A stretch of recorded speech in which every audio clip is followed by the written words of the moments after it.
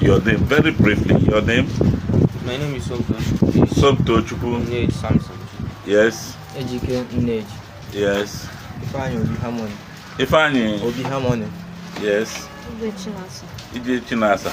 Now tell me very briefly, one of you, can everybody see the situation? What is the story? What is the case with this woman? Can everybody case? Why? Bianso. Chinasa call him Kevin man. Oscar Murai. Kevin goes to scam or no? The team video one night on Sunday night, Koviana, even the Lafia, Nilu Ochai. So Ogolusio Kamuniana Botukulana. I took Gide Osimna ne actually an Ugono and in the court Bungongia and the Hewele Hayala. So more Siana Naijukele Juna Nimerum Eben Kaino. Obgodro Maznava Campolo Kaya Wachebe Wagala Osimba na Yawa man Lalu without her children. You see, okay, come discuss. Chinasa, how about all those stories? Court wire. Can you for Melo? No. Otirine 1 year working over do you. Na the person na they bunete 7 keke, 7 machine. And obunete and every year got me a middle of the year got me. So say I to 27,000. So go way bill. Now the thing I no go port. I thought 27. Oh, you be on the machine. No, you do a BI machine na keke. Free. Now I kwani yele. Ebi egi ayele kwani yele. Mani ye je we na abatambo egi ya na eje elini. So ogwase. I want to know ya apart from 27,000. Mba, no dash.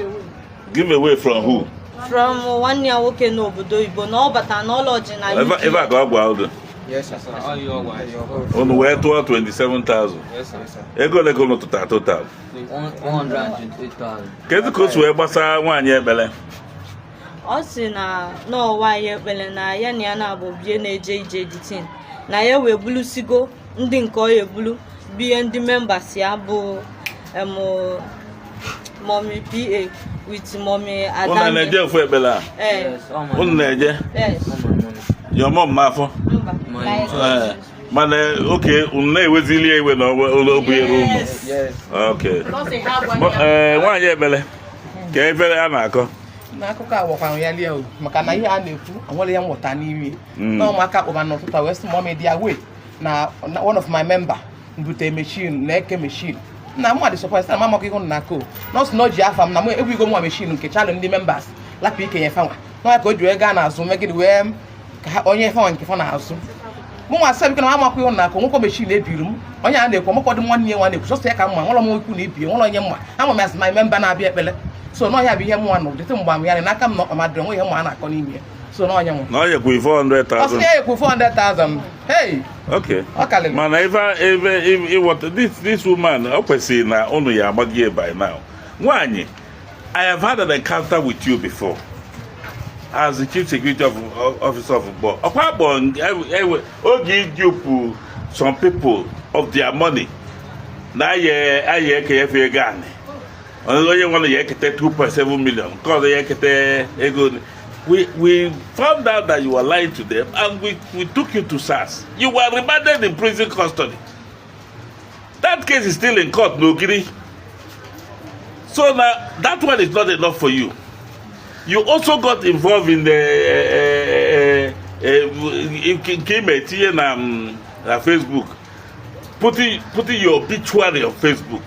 Which I personally, so that indeed you one day scam will not be looking for you, so that they will believe that you are dead. I had to take you to Ogidi area command and reported you to the area commander. And the man